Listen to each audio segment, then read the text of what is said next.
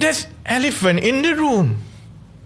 Kan, aku tahulah, aku belas tahun, puluh tahun kempen untuk dia. Masalahnya ialah orang kata kami tak percaya, orang Melayu lah, kami tak percaya kepada Anwar Ibrahim kerana keterdesakan, nampak dia terdesak sangat nak jadi Perdana Menteri. Dan memang adalah dari segi sama ada kita bersetuju dengan mereka ke tidak, itu pilihan kita lah. Dulu pun dalam Biro Politik PKR memang kita bincang. Tahun 2013 ada seorang pimpinan dalam Biro Politik yang cakap direct kepada Datuk Seri Anwar Ibrahim, kita ada masalah Datuk Seri, we cannot sell you dengan Melayu. Kan? So it's not something yang hanya kerana aku bercakap terbuka ni, caplos-caplos ni melenting. I'm sure you ask Anwar Ibrahim, he is fully aware of this, kan. Dia soal trust, soal orang Melayu tidak begitu percaya kepada Datuk Seri Anwar Ibrahim. Niat saya ialah we must go through that process. Malaysia mesti melalui the first democratic change, menukar kerajaan. Kalau tidak, sampai bila-bila kita kena lanyak. Bila rakyat dah mula biasa menukar kerajaan, dia tahu kerajaan tak guna, kita pecat. Kerajaan tak guna, kita pecat. Only then we can have progress. That's my view. Kan? Dan cara yang paling dekat untuk menukar kerajaan was melalui satu gabungan yang diketuai oleh Anwar Ibrahim. I have no problem with that. I make no apology for that, kan? Tapi itu pandangan saya. Kita sama ada kita setuju ataupun tidak dengan pandangan yang 70% lebih Melayu lain yang rasa saya kurang minat lah dengan dia. Sebab apa? Sebab dia ni nampak nak sangat jadi PM. Kita tanya lagi, yalah apa bukti you kata macam mana? That's where we have a problem. Because dia akan kata, you tengoklah dulu zaman 98. Engkau budak, engkau bendul. Dia 16 tahun sampai jadi Timbalan Perdana Menteri, semua okey je.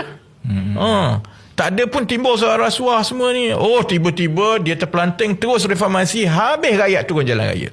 And yet you supported him. Orang kata macam kan. So kau diam kan. Lepas tu dia kata lagi kan, tengok, orang UMNO akan kata, kita naikkan dia daripada luar.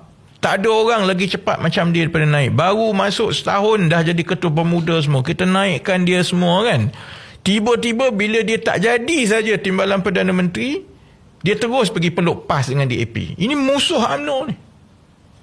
Sebab dia terdesak. Kalau betul dia tak terdesak, kalau dia tak nak jadi PM sangat, dia tak adalah pergi peluk musuh dia. Then you diam lagi. Kemudian dia akan kata tahun 2008, and on record I disagree bila Datuk Seri Anwar masa tu 16 September nak apa ni, tebuk atap. So macam mana kita nak jawab? Kan orang kata, alah engkau bising-bising kata PN tebuk atap semua, syarat temu. Yang mula-mula sekali tebuk atap, cubaan tebuk atap ialah Anwar Ibrahim, cuma tak berjaya saja 16 September 2008. Kemudian lepas Sheraton move, 2021, I have the numbers, convincing number. Orang semua tahu convincing number tu datang daripada Najib dengan Zahid. Orang akan kata, ya Allah, kalau ya pun nak jadi PM, takkanlah sampai kamu bersekongkol bincang dengan Najib, dengan Zahid, dengan Rosmah semua ni. Tapi they didn't deliver, saja tak jadi. So if you are in their shoes, you nak jawab apa?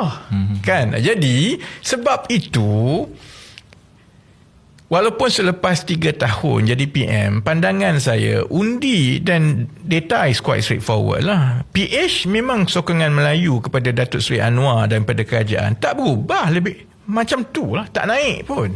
Kan? Jadi, of course lah, yang PAS dengan Bersatu, UMNO semua tu, dia akan guna alasan Anwar ni untuk jadi PM terpaksa bergantung kepada sokongan China.